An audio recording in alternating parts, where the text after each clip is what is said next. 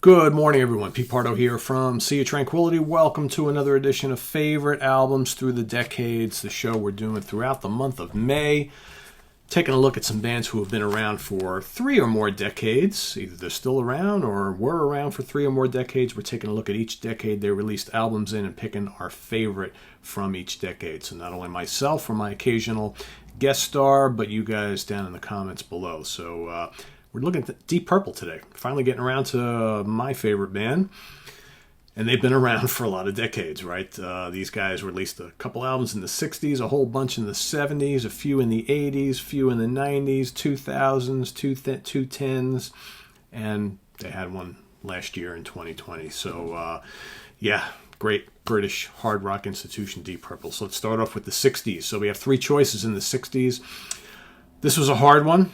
I think for me, the 3 in the 60s are all pretty equally of similar caliber, I think. But the more I thought about it, the more I decided to take the second one from 1968, Book of Talisman. And again, it's all, like I said, all 3 of these albums. You got Shades of Deep Purple, the Book of Talisman, and Deep Purple self-titled.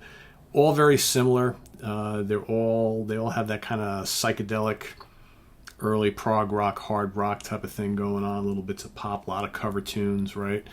But still some really strong songs, good performances. You got Rod Evans, of course, on vocals on these 3 albums. He would leave, and then Ian Gillan would come in. But here you've got, Ring That Neck is on here. Killer track. Kentucky Woman, you got the kind of 2-part exposition and We Can Work It Out, which of course mixes that Beatles classic. Listen, Learn, Read On, Shield, the great Anthem. The Anthem's a very cool hard rocking tune. And then the lengthy River Deep, Mountain High. Cool album. The first 3 albums, like I said, are a product of its time and very psychedelic in nature. The band would do an abrupt about face moving into the 70s, obviously, but here it's kind of cool to listen to the early kind of coming of age, so to speak, of the mighty Deep Purple. So Book of Talisman is going to be my pick for the 60s. Moving into the 70s, of course, gotta go with Deep Purple in Rock from June of 1970. One of my all-time favorite albums. Just killer, Child in Time, Speed King, Bloodsucker, Flight of the Rat, Into the Fire, Living Wreck, Hard Loving Man. All right, you got the single which came out at the same time, which was Black Knight. Just this is, to me, is raw, uncompromising Deep Purple, the heaviest album they ever did. They would get a little bit more refined and bluesy going forward from here, but I love the ferocity of this album, the big, huge Ritchie Blackmore riffs, the screaming vocals of Ian Gillan, John Lord's distorted Hammond organ, Ian Pace, Roger Glover. I mean, it's just a fantastic album. One of the great albums in the history of early heavy music, right? So that's my pick for the 70s. A lot of the good choices here. A lot of people are probably going to choose Machine Head, maybe Fireball, maybe Burn. Love all of them, of course. Stormbringer, Come Taste the Band, Who Do We Think We Are? All great, but for me, it's all about in rock. All right, so the 80s. So the band, of course, breaks up after the tour of Come Taste the Band. They don't resurface again until 1984 with the reunion album, Perfect Strangers. So that's my choice for the 80s. Got a couple other choices here this decade. You got House of Blue Light and Slaves and Masters. I don't think either one of them comes even close to the kind of majesty that is this album. This was a big deal when it first came out. Deep Purple back for the first time in years. Of course, that took kind of like the breakup of Rainbow and Gillan and Ian leaving Black Sabbath to make this happen. But really strong album. I don't love this album as much as I did back when it was first released. I remember, in the 80s, I was totally into this. I still like it a lot. I don't think it's... For me, Perfect Strangers hasn't aged as well as some of their other albums, I think. So when I kind of look at the whole catalog, I don't rank this as high as I might have, like maybe 25, 30 years ago. But I still dig it a lot. You got the classics Knocking at Your Back Door in the title track. Mean Streak is great, Under the Gun. You've got Hungry Days, Not Responsible, Wasted Sunset's gorgeous tune. You got Gypsy's Kiss. Some playful stuff on here, but the classic Purple sound is back in action. And it was just, at the time, it was just absolutely amazing to have them back. So that's my choice from the 80s. Moving into the 90s. And I will retract my last statement. So Slaves and Masters was actually in 1990, not 80. So you had the two albums, Perfect Strangers and House of Blue Light, in the 80s, not Slaves and Masters. That came out the beginning of the 90s. But in the 90s, you had Slaves and Masters. The Battle Rages On, Perpendicular, Abandon, right? That was your set of albums, right? You had Slaves and Masters with Joel and Turner coming on board after Gillan left once again. Then Gillan comes back for Battle Rages On. Then Blackmore leaves, and Steve Morse comes in for Perpendicular and Abandon and everything after that. I'm going to go with that first album with Steve in the band, Perpendicular. I think this is an absolutely terrific album.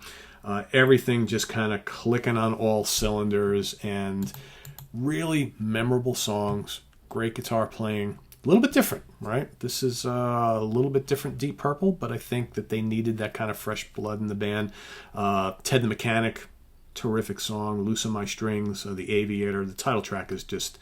not the Perpendicular Waltz, really great. Sometimes I Feel Like Screaming, incredible song. One of, a favorite Deep Purple track overall for me, with just some amazing Steve Morse guitar work, great vocals from Ian. What else? The Aviator's great. Cascades, I'm Not Your Lover. Hey Cisco, Castle Full of Rascals. Just a real, a longish album. A lot of material on here. Somebody Stole My Guitar rocks. Pretty rockin', kind of artful, right? Definitely a little more, it's like an older, wiser, more sophisticated Deep Purple, I think. And this still remains one of my favorite albums from when Steve joined the band and onward. Really, really good stuff. Dig it quite a bit. All right, so from there, we are going to move into the 2000s, right? So in the 2000s, we only have two releases. So we have 2003's Bananas, and we have 2005's Rapture of the Deep. And that is the one that I'm going with. Rapture of the Deep. Bananas is not a bad album. I think, looking back on the career of Deep Purple, it probably sits at the lower quarter of their discography for me, but it's still, I think I enjoy Bananas a little bit more today than I did back when it first came out. But I still think that Rapture of the Deep is the stronger of the two. You got Money Talks on here, Girls Like That. Good rocker, Wrong Man, totally kicks ass. The title track is very proggy. You've got Back to Back, the fun MTV, Junkyard Blues, Before Time Began, clearly quite absurd. Good, strong album.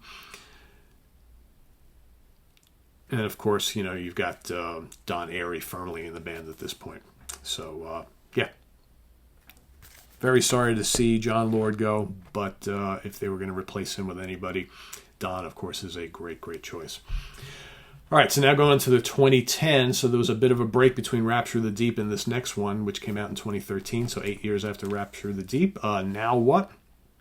First album the band had done with producer Bob Ezrin. He has now worked with them exclusively as their producer for their next couple releases since this. As much as I love Infinite and Whoosh as well, Whoosh we're going to get into in a second, but I think still of the Ezrin-produced albums, their last three releases, I still think I like Now What the best. This is a terrific, terrific album. Simple Song is so great. Heavy hitting, very atmospheric in the beginning. Weirdistan is cool. Out of Hand, Hell to Pay, Above and Beyond, terrific. This album is very proggy. There's a lot of Don Airey keyboards on here. In fact, I think Steve Morse probably takes a little bit of a backseat on this album in favor of more keyboards. Blood from a Stone on Common Man is terrific. All the Time in the World, catchy tune. That was kind of the single. Vincent Price, excellent, good heavy song. Got Ian still trying to scream just a little bit, right? It's just a album full of memorable songs. It's pretty heavy. It's very proggy. Love it. Still love it. Still listen to that one. And then, of course, into the 2020s, we've just got the one album, Whoosh. Although word has it they're working on another one. So we'll see how that goes. But Whoosh came out in August of last year. Another really strong album. Throw My Bones. We're All the Same in the Dark. Nothing at All. No Need to Shout. A lot of songs on here. Step by Step. What the What. Good stuff.